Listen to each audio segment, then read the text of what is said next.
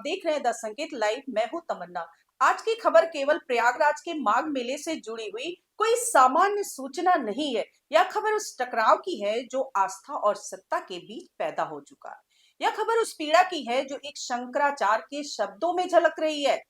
यह खबर उस आक्रोश की है जो धीरे धीरे समाज के भीतर सुलग रही है। और यह खबर उस राजनीतिक भूचाल की है जिसकी गूंज अब सड़कों से लेकर सत्ता के गलियारों तक सुनाई देने लगी है। शंकराचार्य स्वामी अभिमुक्तेश्वरानंद ने प्रयागराज माघ मेला छोड़ने का ऐलान कर दिया है, और वो भी बिना संगम में स्नान किए। आज हम यहाँ से जा रहे हैं, लेकिन अपने पीछे सत्य की गूंज और उन अनुत्तरित प्रश्नों को छोड़कर जा रहे हैं जो प्रयाग की इस हवा में तो विद्यमान रहेंगे ही। आज सुबह प्रेस कॉन्फ्रेंस में उन्होंने बेहद भावुक शब्दों में कहा, आज मन इतना व्यथित है कि हम बिना स्नान किए ही इस पावन भूमि से विदा ले रहे हैं। शब्द साथ नहीं दे रहे हैं और स्वर बोझिल है। प्रयाग की इस पवित्र धरती पर हम आध्यात्मिक शांति की कामना लेकर के आते हैं, लेकिन आज यहाँ से एक ऐसी रिक्तता और भारी मन लेकर लौटना पड़ रहा है जिसकी हमने कभी कल्पना नहीं की थी। प्रयाग में जो कुछ भी घटित हुआ उसने न केवल हमारी आत्मा को झकझोरा है, बल्कि न्याय और मानवता के प्रति हमारे सामूहिक विश्वास पर भी प्रश्न चिन्ह लगा दिया। संगम की इन लहरों में स्नान करना केवल एक धार्मिक क्रिया नहीं, बल्कि अंतरात्मा की संतृप्ति का एक मार्ग भी है। परंतु आज मन इतना व्यथित है कि हम बिना स्नान किए इस संकल्प को यहाँ की रेत में अधूरा छोड़कर यहाँ से विदा ले रहे हैं। जब हृदय में क्षोभ और ग्लानि का ज्वार हो तो जल की शीतलता भी अर्थहीन हो जाती है। हम प्रेस के अपने बंधुओं के माध्यम से समाज, विशेष करके हमारा सनातनी समाज, सनातन धर्म के अनुयायी और कुंभ मेला प्राधिकरण और उत्तर प्रदेश शासन तक यह बात पहुंचाना चाहते हैं कि न्याय की प्रतीक्षा कभी समाप्त नहीं होती। आज हम यहाँ से जा रहे हैं, लेकिन अपने पीछे सत्य की गूंज और उन अनुत्तरित प्रश्नों को छोड़कर जा रहे हैं जो प्रयाग की इस हवा में तो विद्यमान रहेंगे ही, लेकिन पूरे विश्व में वायुमंडल में विद्यमान रहेंगे और उत्तर की प्रतीक्षा करेंगे। प्रयागराज हमेशा से आस्था, शांति और तपस्या की धरती रही है। हम श्रद्धा लेकर आए थे, लेकिन एक ऐसी घटना घट गई जिसकी मैंने कभी कल्पना भी नहीं की थी। उन्होंने कहा कि इस घटना ने उनकी आत्मा को झकझोर दिया है और न्याय व मानवता के प्रति उनका विश्वास कमजोर कर दिया है। अब जरा इस फैसले की गंभीरता समझिए। माघ मेला कोई साधारण मेला नहीं है। यह सनातन परंपरा की आत्मा है। संगम में स्नान केवल अनुष्ठान नहीं, बल्कि आत्मिक शुद्धि का मार्ग माना जाता है। और जब एक शंकराचार्य कहे कि वह बिना स्नान किए लौट रहे, तो इसका मतलब सिर्फ व्यक्तिगत पीड़ा नहीं, बल्कि पूरे समाज के लिए चेतावनी है। शंकराचार्य ने बताया कि माघ मेला प्रशासन की ओर से उन्हें एक पत्र और प्रस्ताव भेजा गया था। प्रस्ताव था कि उन्हें पूरे सम्मान के साथ पालकी में बैठाकर संगम ले जाया जाएगा, उन पर फूल बरसाए जाएंगे, विशेष प्रबंध किए जाएंगे। लेकिन उन्होंने इस प्रस्ताव को ठुकरा दिया।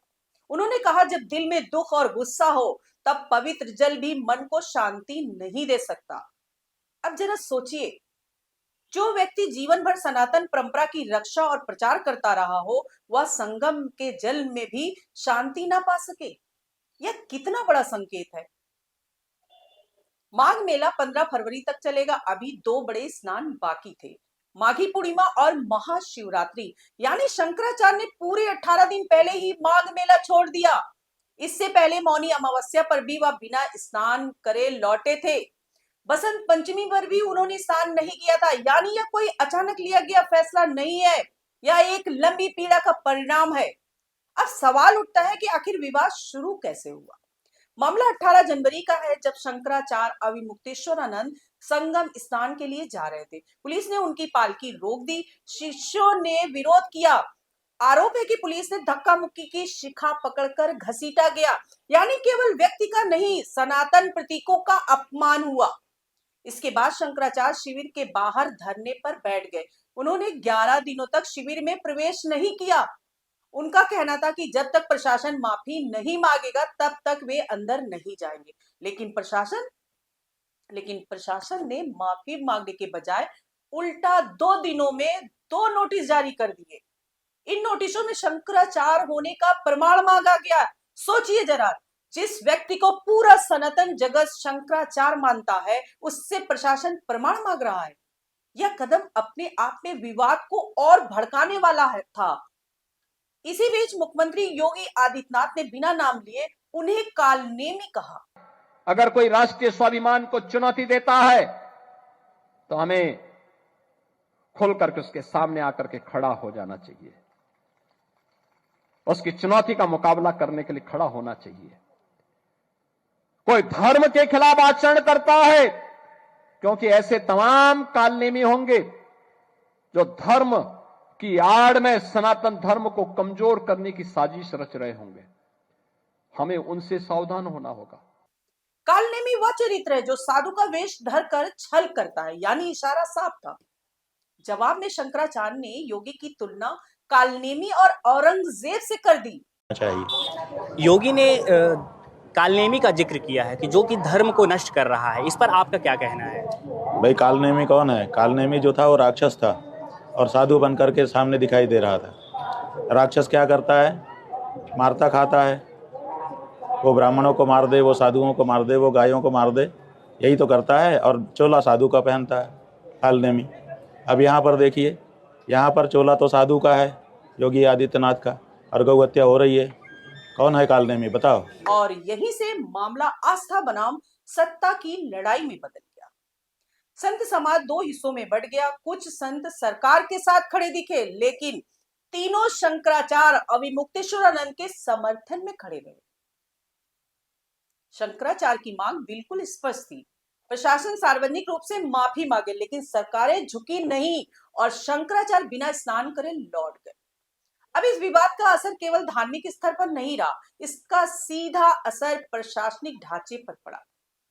बरेली के सिटी मजिस्ट्रेट ने 26 जनवरी को इस्तीफा दे दिया। उन्होंने कहा कि ऐसी सरकार का हिस्सा बने रहना उनके लिए पाप है। नहीं, अभी मैं अंदर ही हाउस अरेस्ट हूँ। इस एडीएम कंपाउंड को एक मिनी जेल के रूप में कन्वर्ट कर दिया गया है। मैं बाहर अभी नहीं निकल पा रहा। ये बताइए, क्या आप कहीं जाना चाहते, कहाँ जाना चाह रहे हैं? मैं ये बताइए, मैं विचरण के लिए स्वतंत्र हूँ। ये तो फंडामेंटल राइट है, आर्टिकल 19, आर्टिकल 21 ये राइट देता है कि मैं विचरण कर सकता हूँ। ये मेरी right to life and personal liberty है। तो अब मैं यहाँ अगर निकल के मैं किसी से मिलने जा रहा हूँ, कहीं खाना खाने के बाद मन कर सकता है। अगर आप मुझे नहीं जाने दे रहे हैं, इसका मतलब क्या है? जो मेरे फंडामेंटल राइट्स हैं पूरे वायलेट हो चुके हैं। एक कॉन्स्टिट्यूशनल मशीनरी जो है वो पूरी भंग हो चुकी है। पीएससी बिल्कुल भी यहाँ तैनात किया गया है। तो वो तो आप दिख रहा है, लेकिन वो तो देखो, वो तो प्रोटोकॉल है, तो प्रशासन की प्रोटोकॉल होती है। लोग हैं इस समय जागृत हैं। इस समय काफी जो है अन्य प्रदेश से, जिलों से भी लोग आ रहे हैं। तो ऐसे में यहाँ पे जो अभी आप देखेंगे, यहीं कम से कम 50,000 लोग तो यहीं इकट्ठा हो रहे हैं धीमे धीमे करके। अगर रनिंग में देखेंगे तो ऐसे में सिक्योरिटी उन्होंने प्रोवाइड करा दें। तो ये जिलाधिकारी महोदय और कप्तान साहब जो है उनको बहुत बहुत धन्यवाद। क्या आपको ये भी डर सता है कि रात में बहुत जगह ले जा सकते हैं? नहीं, बीच में सूचना आई थी तो मैंने उसी के क्रम में अपनी जुडिशियल प्रोटोकॉल में एक्टिवेट कर चुका हूँ कि कभी भी रात में ऐसा जो है अनटुवर्ड इंसिडेंट तो नहीं, लेकिन मुझे कहीं अज्ञात स्थान पे ले जाया जा सकता था। तो मैं तुरंत जो है क्योंकि मुझे अंदर जो ऑफिसर्स हैं अपने पूरे हर जगह अपने ऑफिसर्स हैं जो पूरा सपोर्ट कर रहे हैं। कुछ हमारे यहाँ ऑफिसर्स, ये भी सूचना आई, जो हमारे क्लोज ऑफिसर्स हैं, जो क्लोज लोग हैं, उनको सर्विलांस पे भी लिया हुआ है। ये सब अंदर से सूचना हम लोग को आ चुकी है। जिन जिन के नंबर सर्विलांस में, वो भी हम लोग को सूचना है।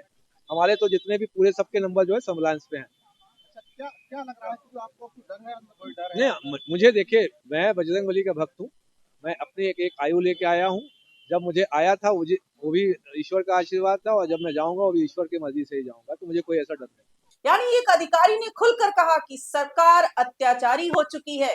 इसके ठीक 24 घंटे बाद अयोध्या के GST deputy commissioner Prashant Kumar ने सीएम योगी के समर्थन में इस्तीफा दे दिया। यानी इस्तीफों की राजनीति शुरू हो गई। एक तरफ शंकराचार्य के समर्थन में इस्तीफा, वहीं दूसरी तरफ मुख्यमंत्री के समर्थन में इस्तीफा। इससे साफ है कि सिस्टम के भीतर भी दो धड़ बन चुके हैं। अब पश्चिमी उत्तर प्रदेश से जो तस्वीरें सामने आ रही है वो और भी चौंकाने वाली है।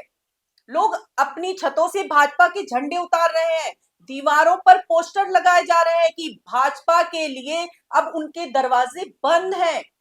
मेरठ, शामली, मुजफ्फरनगर, सहारनपुर जैसे इलाकों में लोग सार्वजनिक रूप से कस्में खा रहे हैं कि जब तक यूजीसी का काला कानून वापस नहीं होगा तब तक मोदी सरकार को वोट नहीं देंगे।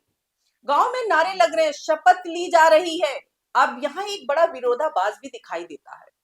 जो लोग कल तक कहते थे कि भाजपा की नीतियों से दिक्कत हो तो पाकिस्तान चले जाओ, वही लोग आज खुद सरकार को कोस रहे हैं। जो लोग कल तक मोदी को भगवान बताते थे, वही आज उन्हें जिम्मेदार ठहरा रहे हैं। और जो लोग शंकराचार्य के अपमान पर भाजपा के डर से चुप थे, वही आज खुद को सबसे बड़ा सनातनी बता रहे हैं। सवाल उठता है कि भाजपा को आखिर चाहिए क्या? आलोचकों का कहना है कि भाजपा को ना हिंदू चाहिए, ना मुसलमान, ना दलित, ना पिछड़ा, ना अगड़ा। भाजपा को सिर्फ वोट चाहिए। वोट के लिए कभी हिंदुत्व का कार्ड, कभी राष्ट्रवाद का कार्ड, कभी दलित प्रेम, कभी ओबीसी प्रेम। और अब कहा जा रहा है कि भाजपा की रणनीति 75% दलित और ओबीसी वोट साधने की है। बाकी वर्गों को परिस्थितियों के हिसाब से इस्तेमाल किया जा रहा है। इसी बीच अयोध्या के GST deputy commissioner Prasad Singh के इस्तीफे को लेकर सनसनीखेज आरोप सामने आए हैं।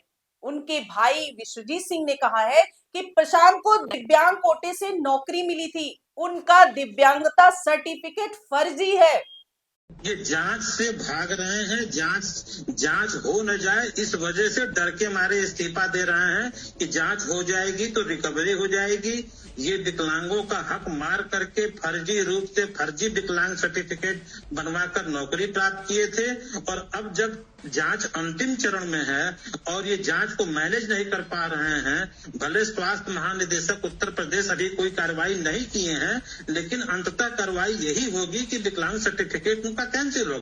28 सितंबर 2021 से उनके खिलाफ जांच चल रही है। उन्हें री मेडिकल एग्जामिनेशन के लिए बुलाया जा रहा, लेकिन वह एक बार भी पेश नहीं हुए।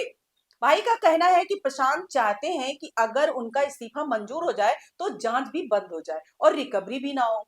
यानी इस्तीफे के पीछे भी निजी गणित चल रहा है।